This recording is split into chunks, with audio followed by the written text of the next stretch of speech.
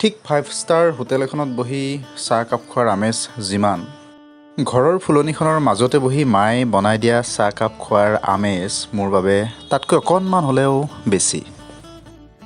ভাল লাগে ফুল, আচলতে মোৰ নহয়, সকলোৰে ভাল লাগে। সুখ আচলতে য'তে ত'তে লুকাই থাকে, ফুল, গছ, জীৱ জন্তু সকলোতে।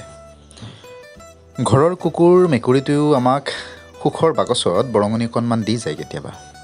ফুলবোৰ বৰ যতন কৰি ৰাখিছোঁ, সিহঁতে মোক সুখ দিয়ে যথেষ্ট। হেৰাই যোৱাবোৰ বা যুদ্ধ কৰিও নোপোৱাবোৰ পাহৰিবলৈ যথেষ্ট শক্তি দিয়ে।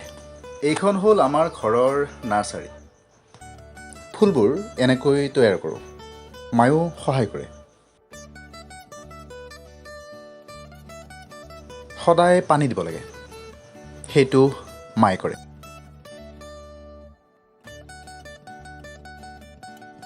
আচলতে নাৰ্চাৰীখনত সকলোতকৈ বেছি কষ্ট সোমাই আছে ভণ্টিৰ। তাইৰ কষ্টৰে ফল এইখন নাৰ্চাৰী। ফুলবোৰৰ এনেকৈ মাজে মাজে যতন ল'ব লাগে অকণমান, নহ'লে সিহঁতেও অভিমান কৰে। ৰ'ব, ফুলবোৰকে অকণমান দেখুৱাইছোঁ। মিউজিক এটা বজাই থৈ দিছোঁ, নহ'লে আপুনি আমনি পাব পাৰে। শেষৰখিনি নোচোৱাকৈ নাথাকিব, দুষাৰ কথা আৰু আছে।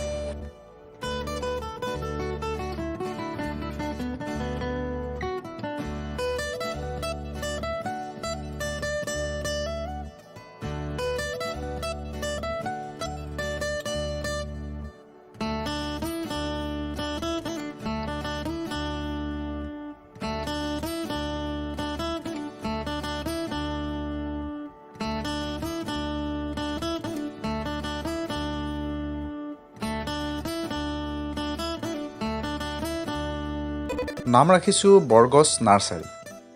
এতিয়া সি 2 বছৰীয়া হ'ল। ফুলবোৰৰ নামবোৰ আজি নকওঁ, যথেষ্ট দীঘল হ'ব, বহু পৰ লাগিব। মুঠতে য'তে যি পায় সকলো ফুল গোটাই থৈছোঁ। তথাপিওচোন হেঁপাহে নপলায়, আৰু লাগে। এই যে আৰু লাগে উচ্চ অভিলাষটো, কিছু ক্ষেত্ৰত সেইটো ভাল, কিন্তু কিছু ক্ষেত্ৰত বৰ বিষৰ দৰে হৈ পৰে। উচ্চ অভিলাষ ক'ত ভাল ক'ত বেয়া সেইটো বিবেচনা কৰাৰ শক্তি যদি থাকে, তেনেহ'লে জীৱনত বহু ক্ষেত্ৰত উজতি খোৱা নাযায়। কথা দুষাৰকৈ ফুলবোৰ দেখুৱালোঁ। আহিব কেতিয়াবা, চাহ একাপ খাম একেলগে, বহিম, কথা পাতিম,